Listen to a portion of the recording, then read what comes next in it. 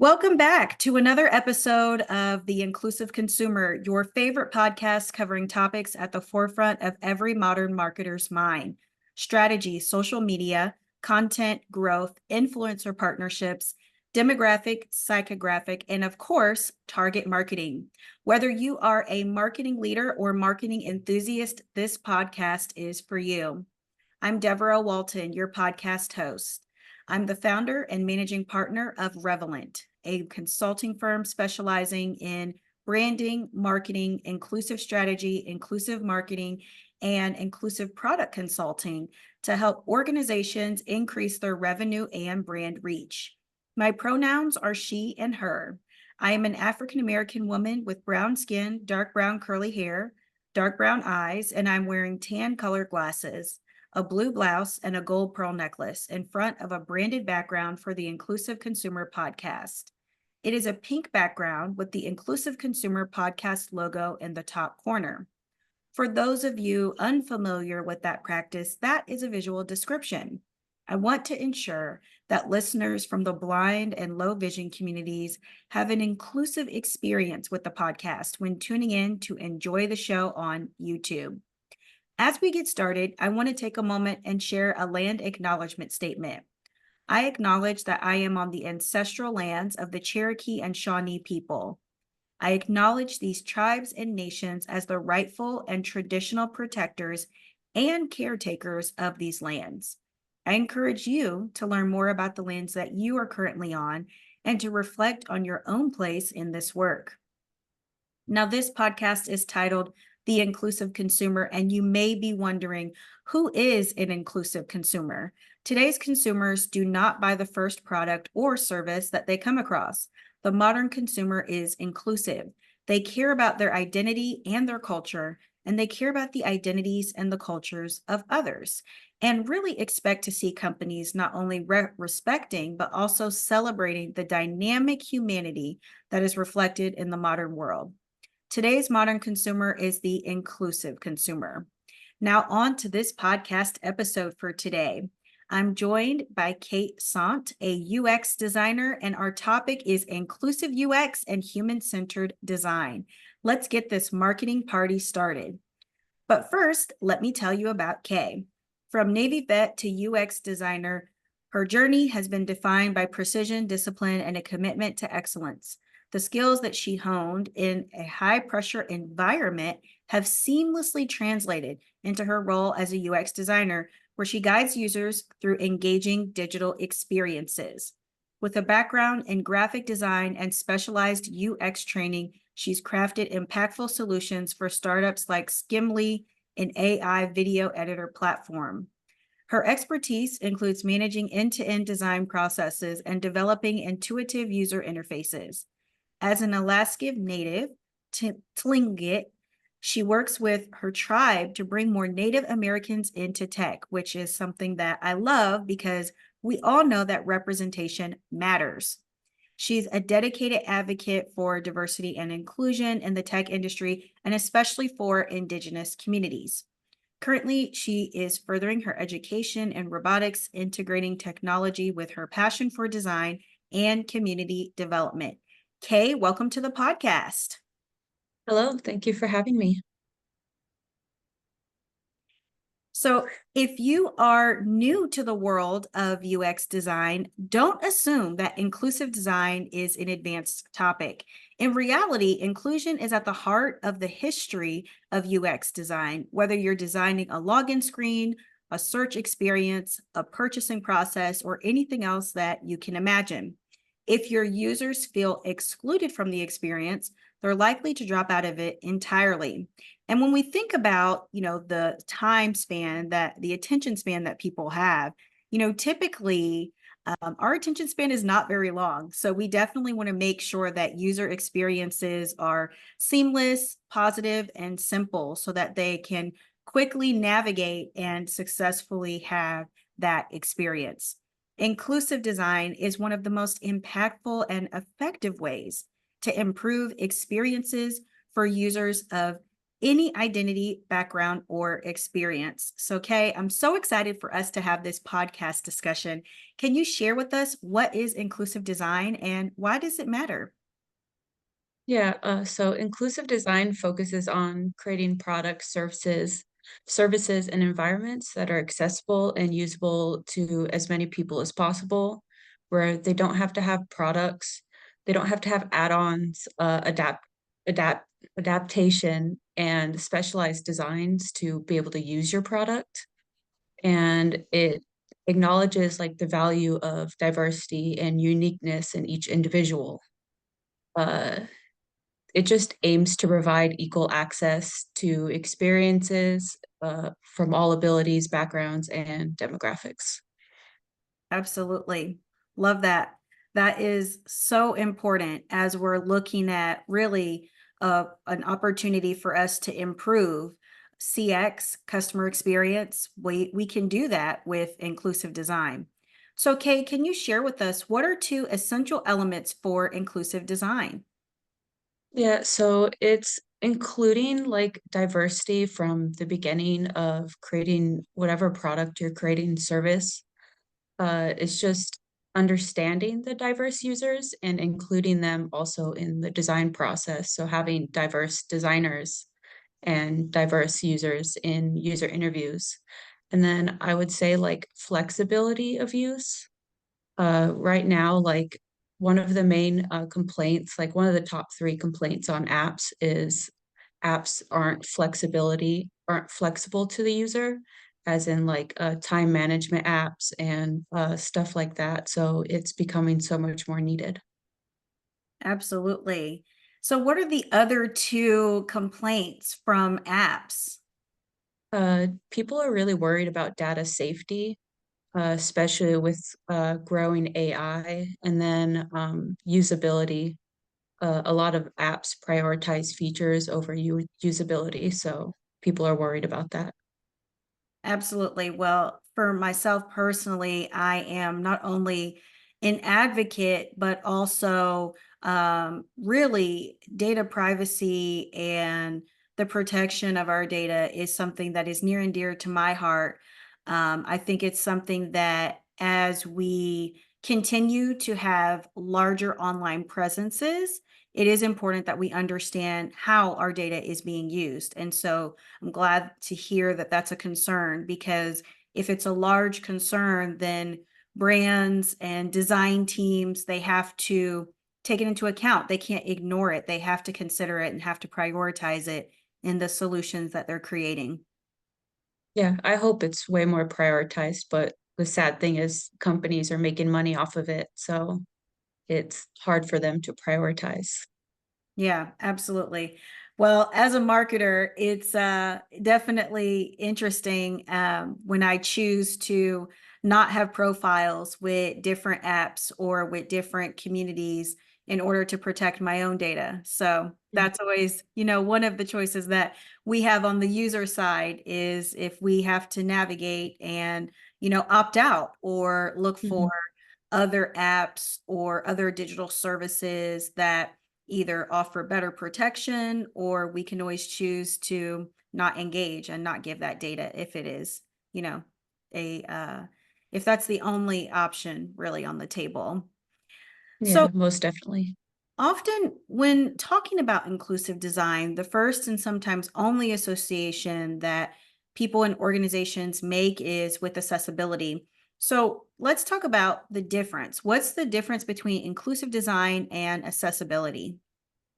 So inclusive design includes everybody, so people with disabilities and people from different demographics. They make products or environments usable for everybody. And then inclusive designs ensures products are usable by everyone, but not limited to those with just disabilities. And that's what accessibility mainly focuses on, just disabilities. Absolutely. And I think the distinction about inclusion and the importance of it, I've seen the word inclusion being weaponized, and inclusion is not a bad word. I think that there are a lot of people who don't understand really what the concept of inclusion is or inclusive design. You're not excluding anybody. Literally, everyone is welcome, everyone is celebrated, everyone is engaged, everyone is included. And Mm, so there's no one that is harmed by the power of inclusion. So I think that distinction is really important. And I'm sure someone out there listening in the audience is definitely going to walk away with a better understanding. So thank you for that, Kay. mhm. Let's talk about some cultural norms and societal stereotypes. How do they show up in products? And when we aren't intentional about inclusive design, Alexa and Siri, these are voice user interfaces and they feature default female sounding voices. And that's pretty standard across, all languages. And sometimes there's not even a alternative voice. So we live in a culture that really tells us that women are obedient, supportive, there's appropriate assistance to men. And that's really reflected from a lot of the research to even the voice personas.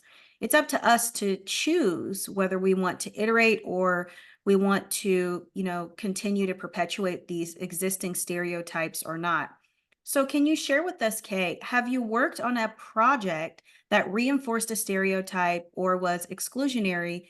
And if so, what did you learn from that experience? So I haven't like really worked on anything that was like exclusionary. I've done like video editors, and I don't know if there was anything that was exclusionary on it. Uh, but working with other like startups, I think the main thing that people focus on is adding new features over fixing their own app or fixing stuff that might hinder somebody, as in, I guess that would be exclusionary. uh like readers, like they don't label stuff on their apps, they don't label images, just like how you did an introduction and you introduced how you look and the environment you're in. uh Apps don't do that, and it's mainly like they just want to make money and they want to add a new feature that more people will pay. And usually the stuff like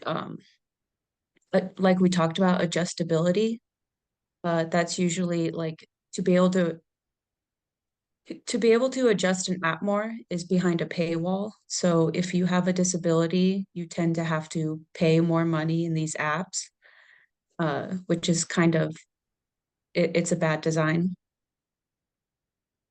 Yeah, that certainly is exclusionary. And you bring up a good point about the investment that brands have to make when they are prioritizing and implementing inclusive design and inclusive UX. I think it really comes down to marketing and product leaders understanding the value of these investments. Because, yes, it will cost more resources up front. But when we look at the research and we look at the feedback that users and consumers have in the marketplace, inclusive design and inclusive UX just yields higher value products. They're more successful, they're more appreciated, they're certainly more engaged with. And we also know that it does directly affect the bottom line where revenue goes up when we have inclusion at the forefront because people are excited about products and experiences that they can navigate and enjoy. And it really is inviting and welcoming. And so that leads to obviously buying more, engaging more, word of mouth, and the list of benefits goes on and on. So I think this is really a good time for marketing and product leaders to have a reflection around the cost and where investments are being made because they are making investments in the product development lifecycle and they are making investments in design. But if they're not prioritizing inclusion, then that's definitely a missed opportunity and they're just leaving money on the table because the brands that do invest are going to be the brands that get those dollars from the inclusive consumers. Yeah, because at the end of the day, if you add a new feature that everybody wanted, but your design is not inclusive and it's not adjustable, it doesn't work the way somebody wants, they don't care that you added a new feature and they're just going to leave the app to something that has a better experience. Absolutely. And leaving from a negative experience to go to another brand is something that is a completely avoidable situation when they're able to prioritize inclusive design up front. So you either make the investment or you roll the dice and probably take the loss financially. And so it's really a good opportunity for product and marketing leaders to think about how being inclusive in UX and design is not necessarily a optional, but it really is becoming more and more of a must-have requirement for brands that want to stand out and have a competitive advantage in the market. Because at the end of the day, we all have choice. We, as Mhm. consumers, we can choose from at least 5 or 10 different apps, especially now with AI coming into play. There's at least 5 or 10 options for every app, every type of app. And like you said, Kay, if someone isn't happy with the experience, they're just going to go find something else. I know I would, Mhm. and I know I have. I definitely have. Well, in the Mhm. spirit of learning, can you share with us 3 best practices to help us design more inclusively? Yeah, so it's engaging a diverse range of user groups from like the beginning, from when you're even starting talking about the app. And that includes people on your design team because the most like tech is not very diverse. Like the biggest chunk of tech is white cis men and Asian cis men. So there's not a lot more. A lot of people don't have like their opinions or problem solving put into the product. For me, as an Indigenous woman who grew up in poverty, the way that I would choose to solve a problem would be way different than a white cis man that grew up in the suburbs. So it's just being inclusive from the start, and then regularly conduct usability testing. So incorporate people throughout the whole process and have them use it and observe and identify any barriers they may have and try to fix those. And then also educating and training everybody on the design team and the developers and even the people who like the tech owners and the big heads. So just going through training of everything and identifying barriers and identifying why inclusive design is important and why they should care. Uh, I think like the main thing is people don't really understand how you might design an app differently from like some indigenous person, like how you might design an app for them with different words or stuff compared to an African American or maybe an African from that came over from Africa and not typically African American.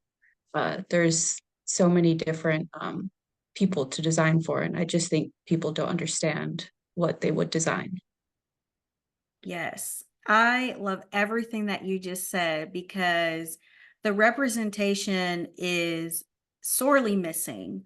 And Mhm. what you're talking about, especially from the very beginning, is so important for marketing and product leaders to hear and to realize we can't just spend 10 months or 10 weeks on a project and then bring in 5 people at the end and push it out to production. So it's really important to have a variety of diverse voices along the way from the start. And that co creation is definitely something we've talked about on the podcast this season because it really is important to be hand in hand in partnership and collaboration with underrepresented communities so that we can have inclusion and achieve inclusion. Because without those voices, perspectives are missing.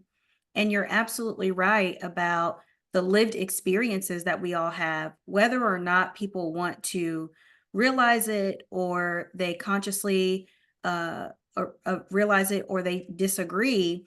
There's absolutely no denying that the lived experiences that every single person has shapes their worldview, how they solve problems, like you said, their thoughts, their perspectives, their opinions. And so it's really important that we do have that representation and we have that co-creation in the process. And it's showing up here on the product side. It also shows up on the marketing side with campaigns and advertising. So I'm really excited because I do believe that inclusive marketing and inclusive design is the future. It's where things are headed. It will be a competitive advantage for brands. And I think that we're having these conversations now. We're going to start see a lot of these best practices implemented, and that's where the impact and the change will happen. And brands will be happy because they'll have more revenue. They'll have more brand loyalty. It's a win-win for us consumers and also the brands as well. So I love that answer. Well, thinking about best practices, what is one brand that you see demonstrating inclusive design in their products? Personally, I think Google Assistant does a pretty good job. And there's even different names for the voice options that are based on color, not nationality or gender expression. I think that's a nice touch. So, what's one brand that you see demonstrating inclusive design in their product line? So I guess the first thing that comes to mind is something I've always been inspired by was Microsoft's HoloLens. They have done a lot for designing for people with disabilities in the way that you would interact with the HoloLens in creating designs and objects. And then also they have put a lot for like I believe they have like a thing that like touches your forehead and it helps people like blind people see more. And then just all of the things that they're putting that could help people kind of more navigate the world with disabilities. And I think that's pretty awesome. And yeah.